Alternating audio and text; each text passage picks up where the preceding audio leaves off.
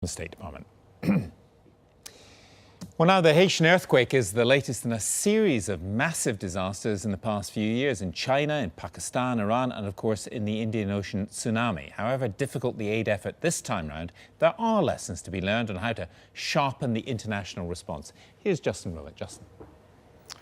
Well, the natural instinct in the face of the torrent of horrific images from the scene of a disaster like the earthquake in Haiti is to pour in resources, emergency supplies, food, water, temporary shelter, to do, in short, whatever we can to help. But is that the right response? An organisation called ALNAP has been asking just that, drawing on 30 years of experience of disaster response from 63 international aid agencies, including Oxfam, Save the Children, UNICEF, the Red Cross and the World Health Organization. So what lessons can we learn from previous disasters? The most important lesson is this: recovery, not disaster relief, should be the priority. The relief phase, ensuring the survivors have shelter and enough to eat and drink, should be as short as possible. 95% of survivors of the Iran earthquake in 1997 were rescued in the first 24 hours, and all the affected population was under temporary shelter in 48 hours. But the report emphasises that while the process of recovery, ensuring that survivors can rebuild their lives and livelihoods, should begin immediately, agencies should be prepared for the long haul. They should expect to be involved for up to 5 years. What you have to be careful not to do, though, is to destroy the capacity to recover. For example, in many countries, agencies will send in large amounts of food aid. Often they'll send in other commodities as well.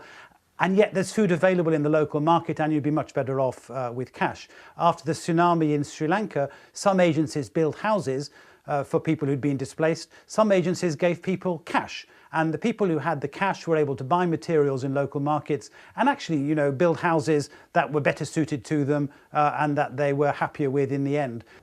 That last point brings us to lesson 2. Where possible, aid agencies should try and draw on local resources rather than bringing in equipment and supplies from abroad. The rule here is cash is king. So buy food locally and pay local people to rebuild their own houses.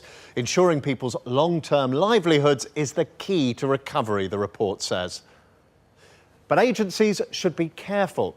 After the 2004 tsunami, so many new fishing boats were provided that the problem of overfishing was actually exacerbated. Problems like that can be avoided if agencies follow lesson 3 and ask local people what they need and what their customs are. They should also tell local people what their plans are so that they can plan their own recovery strategies around it. Indeed, the disaster relief community abounds with shocking examples of inappropriate aid policies. Agencies are always very tempted to send what they think people need rather than what people actually need. There were awful stories in the tsunami of people waiting for relief, for the container arrived, opened the container and it contained Father Christmas costumes. Exactly what you need when you've just been hit by a tsunami and lost everything.